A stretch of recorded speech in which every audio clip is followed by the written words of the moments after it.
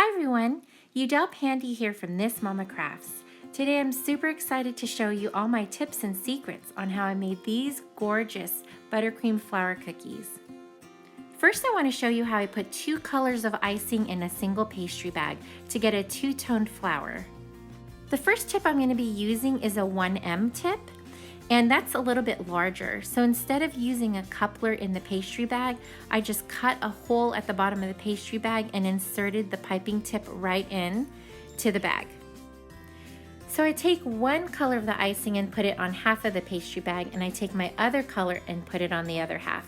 This doesn't have to be perfect because when you squeeze the icing out, it's going to blend together. Now that we've got the icing in the bag, I'm going to show you the different cookies you can make using the 1M icing tip. Make sure to twist the end of the pastry bag so that you push all the icing to the front of the bag, and it causes you to have that pressure to pipe out these rosettes.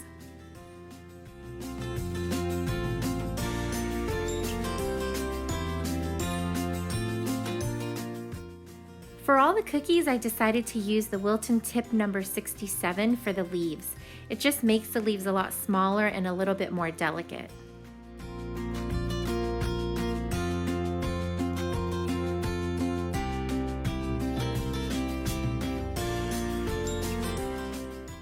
I love using the tip 1M because you can do so many things, such as creating these hydrangeas.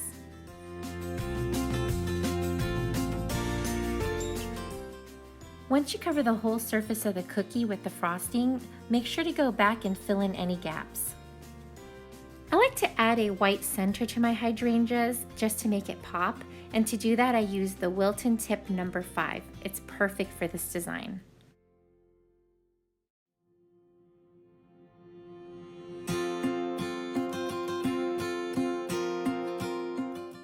All of these Wilton piping tips that I'm going to show you in this video can be purchased from numerous places. You can get them from Amazon, your local cake supply store, Michael's, Hobby Lobby, and Joann's.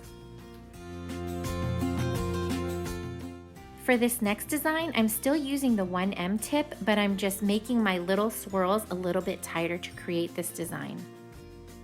By adding leaves to the sides of these swirls, it almost makes it look like it's a bouquet of flowers.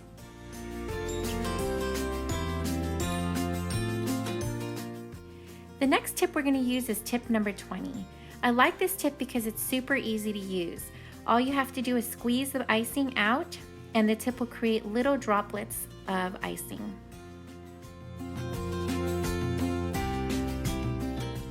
You can also use tip number 20 to create smaller rosettes.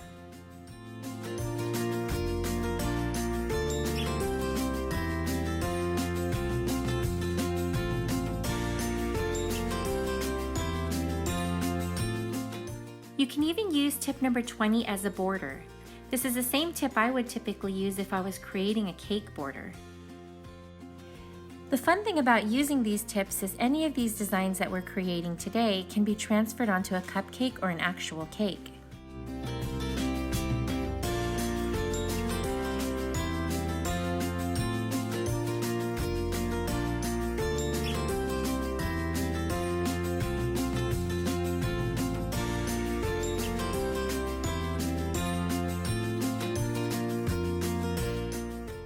And just by changing the angle that you're pulling the icing, you can create a completely different design on the cookie.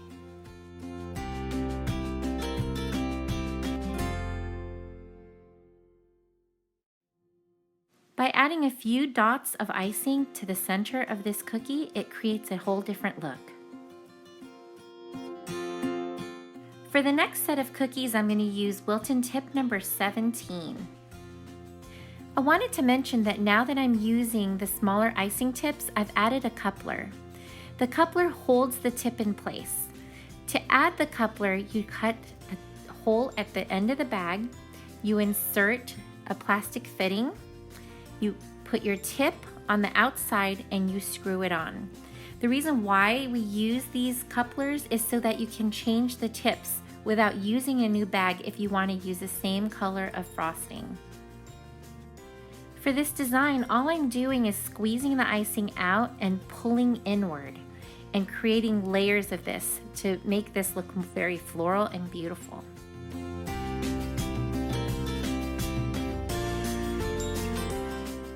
For this next technique, I'm just swirling the frosting in circles to create this pattern.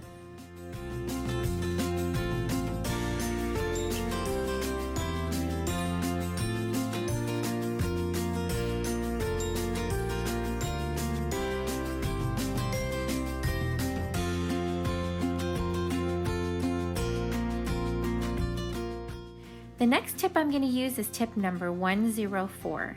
This is the same tip you can use to create roses or ruffles. So this icing tip has a narrow side and a wider side. To create this ruffled look, you put the narrow side towards the top, and it gives it a more frilly appearance.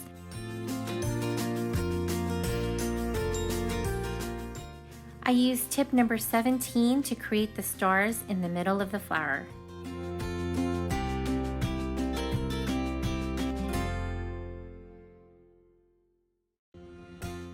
I've combined pink icing and white icing in a pastry bag so I can create the next cookies. I'm also using tip 104.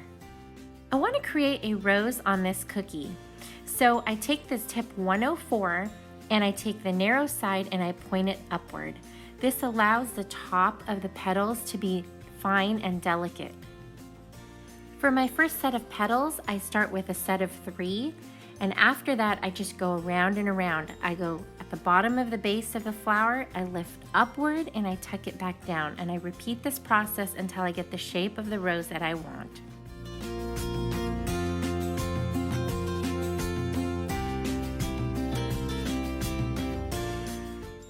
For this next flower, I actually want the wider part of the tip facing upward, and this will create a flatter look on those petals.